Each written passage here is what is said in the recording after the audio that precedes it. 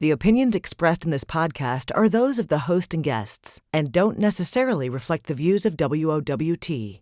Welcome to another episode of Becca's Talking Podcast, brought to you by the fine folks at Havana Garage in the Old Market. You know, if you're not from Omaha, well, you don't know about the Old Market. But if you're from Omaha or visited Omaha, you know about the Old Market. You know about the great restaurants and the activities, and you're close to like the CHI Center, and you're close to the Holland Center and the Orpheum and all the activities that are going on. It's a great place, and Havana Garage is an anchor of that greatness. Yeah, stop on by for a cigar, stop on by for a cocktail, whether you're there just sort of relaxing after a hard day's work or you're going out on the town. Make Havana Garage part of your plans. Before we get going here, I want to remind you, we've got the Becca's Talking Facebook page and also the Becca's Talking YouTube channel. So please like, subscribe, all that stuff you do, so that you never miss an episode of Becca's Talking. And today is a very interesting one. If you're from Omaha, you know about this place. But if you're not from Omaha, you may not know about it because it's the only one in the world, and it's a very unique operation. And I'm talking about the Tri-Faith Initiative. The Tri-Faith Initiative, and Roni Gosch is here. She's my guest today, and Roni is with the Tri-Faith Initiative. So in case somebody doesn't know, what is the Tri-Faith Initiative? So the Tri-Faith Initiative is the only place in the world where on the same common ground, you have a church, a mosque, and a synagogue. And we are all part of the Tri-Faith Commons, and we are promoting just all walks of life, all different kinds of religions, where we can all just kind of coexist together. Okay, now this thing started as basically just an idea, a conversation, and it blossomed into what it is today, right? Absolutely. So the original thing that started this off was actually 9/11, and what happened was after it happened, the folks at Temple Israel grouped together and they went to the local mosque and they stood outside and said, "You will not harm these people." And so the Tri-Faith Initiative grew from that relationship there because we knew that everybody believes different things. Everybody has, different things that are kind of holding them together, spiritually. And we want to make sure that there's room for every single person at the table. Now, correct me if I'm wrong, as you started to plan this and the mosque and the temple were on board, yeah, it was a little bit more difficult getting a Christian church involved, wasn't it? Not necessarily. Oh. The church that was originally involved was the pastor was friends with the rabbi and with the I'm forgetting the imam. The imam, yeah. Yeah. So they were actually like all friends together. It's just that as everything has grown and as they moved to the area where they're sitting at now, they weren't able to move the diocese. So another church had to step in. But it's a church that also believes in the religious pluralism that the Tri-Faith Initiative believes in. So they're still, hanging out with us. Okay, so now, having worked in committees, I know that you get people with different ideas about things and trying to get a common goal done. A lot of times it's very hard. Egos get in the way and stuff like this. Yeah. So with the Tri-Faith Initiative, I mean, this is more than just three separate churches on one lot, right? I mean, this is the three of you all working together for various things, correct? Oh, absolutely. We've done so many things. There have been different food drives. For example, we have a community garden, the Unity Garden, where all of the food that's grown there is donated to different food pantries across the city. We've hosted a couple different things at the Tri-Faith Center. So we've hosted different events, different charities. We just hosted the Epilepsy Walk. They came in and, we helped them with their cause. So basically anything that has a cause here in Omaha, Tri-Faith is pushing behind it. Now, this was the first one. Tri-Faith was the first thing of this sort. But from what I know and what I've heard, other cities have not joined in. Other cities have not done similar things yet, have they? No, we're the only place in the United States, and as far as I know, we're the only place in the world that has, the commons that we have. The commons that you have, which is a group meeting room, right? Meeting hall? Well, when I say the commons, I mean the actual acreage that we sit on. So we're the only place that has all three sharing kind of the same land. We all share the same space. The Tri-Faith Initiative has its own Tri-Faith Center, and that is kind of like a meeting ground for everybody. We host different events there, like I said. That's where like all of the board meetings take place for everybody across the Commons. It's kind of the center where everything takes place. What happens if, the church and the temple have events planned for the same time? Let's say, that Hanukkah and Christmas fall, like on the same day, or Passover and Easter. I know that the holidays are similar. Do you have to flip a coin to see who gets the common area? I mean, how is something like that? If there's a conflict, how is that resolved? So most of the times when they have events like that, they will take place like in the synagogue or in the church. It's just that when we have like an event that's kind of all grouped together, that's when the Tri-Faith Center steps in and says, "Hey guys, here we are." For example, we do a yearly conference, and a lot of the sessions and panels at the same time. A lot of the sessions take place within the Tri-Faith Center. So it's kind of the home for all of the United events that we do. Such as, what type of United events do you do? I mean, is it like just, potluck dinners? I mean, what sort of events do all the three churches get involved in? So we do like educational sessions every month. We've done multi-session classes that were like college-level courses on different interfaith dialogues and different religions. One of the folks that works there actually has a PhD in religious studies, and so he's the one that's been giving these classes. Over the past few months, we've done like an interfaith iftar, which is the dinner that takes place after you break your fast at Ramadan. We have different plans to do other sorts of feasts, like for the High Holy Holidays in September. We plan on doing a Christmas feast in December. So we have a lot of different interfaith events that we kind of have a hand in. Now, obviously, Christians, Jews, Muslims, very different religions. Yep. But there are a lot of common threads between the three, are there not? Oh, yeah, they're the three Abrahamic religions. So Abraham plays a key role in each different religion, which is why they're called the Abrahamic religions. And they all, believe in a singular God. So there is, quite a few through lines that kind of tie everybody together. And that's kind of why they've all grouped together in the way that they have, because they do have that common thread that's keeping them tied together. And so that's why they're hanging out together. Earlier I asked about if any other cities were doing something similar to this, and the answer is no. Have any other cities at least come out here to look at this, to think about maybe they want to do something like this? As far as I know, I haven't heard of any of them coming out to say, "Oh, hey, we want to do the same thing. Can you be a model for us?" As far as I'm aware, nobody's done that. But there actually has been a documentary made about us that's actually doing fairly well. It's won a couple awards. It's called Abraham's Bridge, and it's basically about the relationships between all three belief systems before and after the events of October 7th. Okay. And this movie, tell me more about it. Yeah, so the director, Ellie Pierce, was really moved by what Tri-Faith was doing. So she came down and she interviewed people from all of the congregations, talked a bit about, what started Tri-Faith, how people were kind of moved by the message. The folks that were, attending each church, synagogue, and mosque, and, how they felt about their neighbors. And then when it came to the part about talking about after October 7th, they were, saying, how do you feel about your neighbors now? And there was a lot of anger, but not directed at each other. It was more of like, okay, there's a problem. What can we do to keep us moving forward? So, although you have different perspectives from the Jewish and the Muslim perspective, that didn't manifest itself there in the Tri-Faith area. I mean, you didn't have, arguments and fights between the two churches, or it was a thing where they just were looking at the tragedy in Gaza, what's going on there.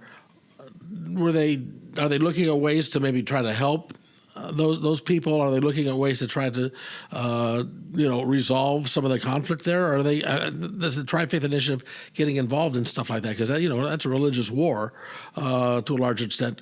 So can you do anything, or is that just a thing where, like everybody else, you sort of, read the news and you watch it on TV and you say, that's just it's a tragedy? So after it happened, there were a little bit of contention with the relationship between the temple and the mosque. But really, they've kind of like grouped together to say, hey, we still want to be friends. We still want to be part of the commons. It has not broken their ties whatsoever. And our role that we've kind of played in that is helping them strengthen that tie continuously to make sure that nothing happens to break them apart. Yeah, because everybody, I know, and I don't mean to sound like I'm being negative here, because I love the concept of what you're trying to do, and I think that it's a wonderful thing. But at the same time, I also know everybody has a bit of a hooray for my team mentality. Yeah. So besides maybe what's going on in the Middle East right now, have there been other conflicts between the religions or other issues that needed to be resolved because one group didn't like the other group, because, like I said, working on a committee sometimes can be difficult. If they've had those issues, they haven't brought it to my attention. Every time I've spoken with them, everybody has been just so happy to still have those connections with everybody. Everybody is always happy to have, the other congregations as their neighbors, and they've come together to do so many different things.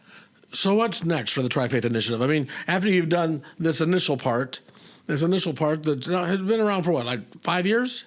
Yeah, so the Tri-Faith Center itself has been open since 2020, but Tri-Faith as a nonprofit has been around since 2006. Okay, so the churches and everything and the mosque and the synagogue were all opened in 2020 when that happened. So now that that's all been done, the foundation has been laid, where do you see it going? What are the plans for the next 5 years? Well, plans for the next 5 years are to basically just continue doing what we're doing now. We want to help more people. We want to spread the word a bit more about what we do, about the different congregations, about the fact that we promote all religions, not just the three that we share the commons with. And so we're going to continue doing our educational sessions. We're going to continue doing our yearly conference. We're going to continue promoting the documentary that we've done. That's kind of where we're at. We're just staying the course. You say other religions. Is there room there, or would you entertain the idea of, let's say, Hindus or maybe Baha'i or some other one of the lesser faiths in America? Would you entertain having them join the Tri-Faith Initiative, make it a quad faith initiative, or is that a possibility? There's room for all religions. I know it's a bit of a misnomer calling it the Tri-Faith Initiative because we don't focus just on the three that we share the commons with. We're here to promote all religions. So we've done our educational sessions. We did one at the Zen Buddhist Center. We're just down the road from the Hindu temple, I believe. So we're in connection with a lot of different religions here in Omaha. So there's room for everybody. I've only driven by that Hindu temple. Boy, that is a beautiful building. I know, right? Yeah, that's an incredible building. I know. It's really amazing inside too. Is it? Yeah, I would imagine so. Okay, well, let me take a quick break here. A few more questions and take a quick break. But I want to remind people one more time about the Havana Garage and the Old Market. Havana Garage and the Old Market, where you can go and have a cocktail and a cigar, but even if you don't drink or smoke, get a non-alcoholic drink and just sort of relax and enjoy, because it's got that Rat Pack motif going on there. You can see pictures of Sam and Sammy and Dino and Frank and all those guys, right? And Joey Bishop. There's a picture of Joey Bishop there. Where else are you going to find an establishment with a picture of Joey Bishop? You don't find that everywhere. They've also got live music sometimes on the weekends, and they got a lovely outdoor garden that you can go and have a drink in this nice weather and enjoy yourself and relax at Havana Garage. Havana Garage in the Old Market. Please tell them that you heard about it on the Beckett's Talking podcast. So, as we're talking about the Tri-Faith Initiative, and we're looking at this, have there been any real tangible successes? In other words, I know what the goals are. Can you look and say, wow, look what we accomplished. This is something, these people were fighting and now they're getting along, or we've done the education, we've educated a lot of people. Are there tangible success stories that you've got after 5 years? Our most tangible one is our Unity Garden. That's probably the most successful thing that we've done, and that has donated thousands of pounds of food to different food pantries all across Omaha. And, there's quite a few volunteers. We get different corporations that send out folks that come volunteer with us. We've worked with quite a few people to make that garden happen, and it's fairly popular. What do you grow? Oh, anything that you can think of. We have tomatoes, we have okra, we have corn. They grew rye over the winter, which they said they're never going to do again because it's hard to get rid of it out of the ground to grow something else in that same patch. They did spinach over the winter. I saw their winter boxes and they were very cool. When I first started, I had to go scope out and see what was going on, and you see these little just these little boxes sitting there on the ground, and you go, what's going on in here? And you pick it up, and it's like, there's spinach in there. It's January. It's like, okay, cool. You grow spinach in the winter. Yeah, they grew over the winter. I would never have known that. No, they're growing radishes. They're growing garlic. They really focus on what the community wants, not just like what's fun and cool to grow. And so they, started growing hot peppers because a lot of the community members that were getting the food wanted hot peppers. So they have, peppers, they have blackberry bushes, anything that you can think of that people would want is in that garden. And that's something too. I mean, when you think about the food bank and these food pantries, there's maybe a lot of cans of soup and stuff like that. But fresh vegetables and meats and vegetables sometimes are hard to come by. Oh, absolutely. So this is really a benefit to those people that may not have access to, like I said, fruits and vegetables. Absolutely. People don't think about that when they donate to food pantries. They're like, let me clean out the can cupboard or let me clean out what might be in the freezer. But it's like people need fresh fruit and vegetables in the same way that you and I need fresh fruit and vegetables. Like you like going to the store and grabbing a pack of tomatoes and, a couple ears of corn, right? Yeah. By the way, if you ever donate cans to a canned food drive, you ever do that, okay, make sure it's stuff that people want, okay? Yeah. You don't want to canned pumpkin pie filling. What are they going to do with that? Who's baking a pie when they're... Precisely. Get them, good food, maybe some Chef Boyardee or maybe, like I said, soups and macaroni and cheese, things like that. Yep. Yeah, stuff like tuna, any shelf-stable protein, anything that is going to be shelf-stable, like protein bars or like granola bars. Think about like what you shop for in your grocery cart, and then imagine just like a second grocery cart that you're, going to donate, and that's basically what you're doing. Because I've done some volunteer work over the years at the food bank, and I see sometimes, the stuff as we're separating stuff, I see sometimes, and it's not much. I mean, it's not often, but occasionally there's just stuff, and it's like, why would anybody think that somebody would want this? I know, right? I'm just, that's the other thing. Yeah. And also the other thing too, if you donate, make sure that the expiration date hasn't already taken hold. All right, because that was the other thing with volunteering at the food bank, where you're checking the expiration date. Oh yeah, this can of soup went bad in 1998. So don't do that. Okay, give the good stuff. Give the good stuff. Okay, so if somebody wants to find out more about all that you do, all the activities, things along those lines with the Tri-Faith Initiative, what's your website address? Our website is trifaith.org.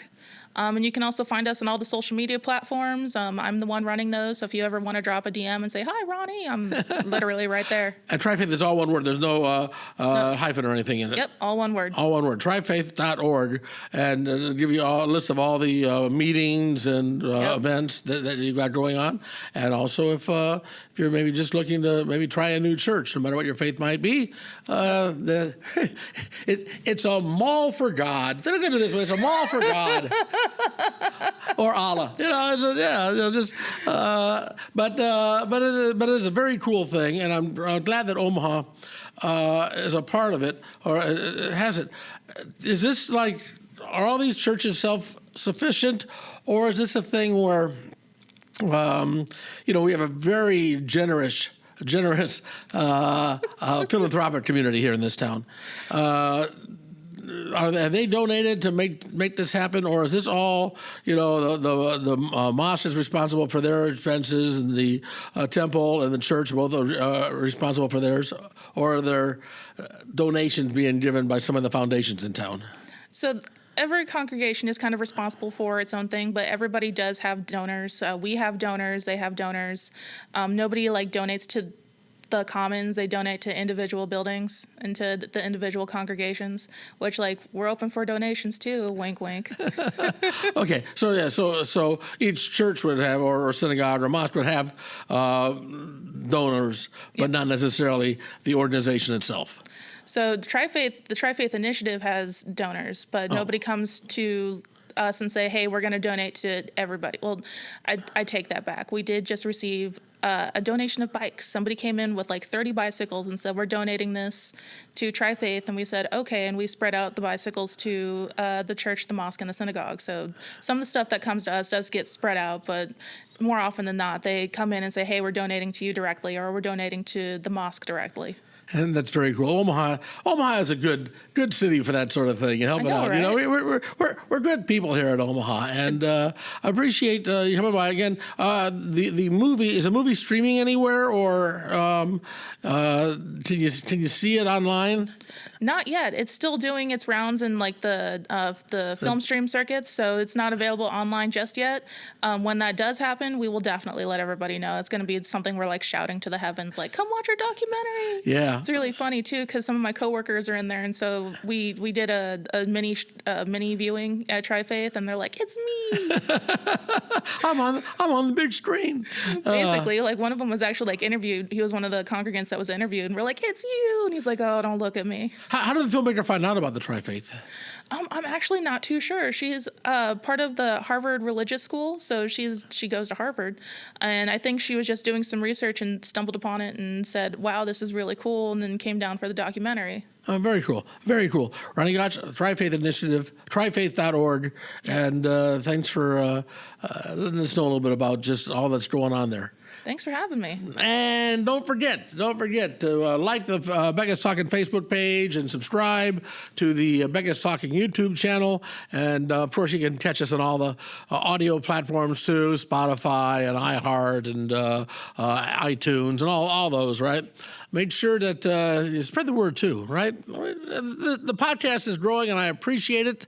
I appreciate all your support. So, don't be afraid to let your friends know about what we do here. Every Tuesday morning, a brand new podcast with a local group, local person with interesting stories to tell. Have yourself a great day. Take care, and bye, y'all.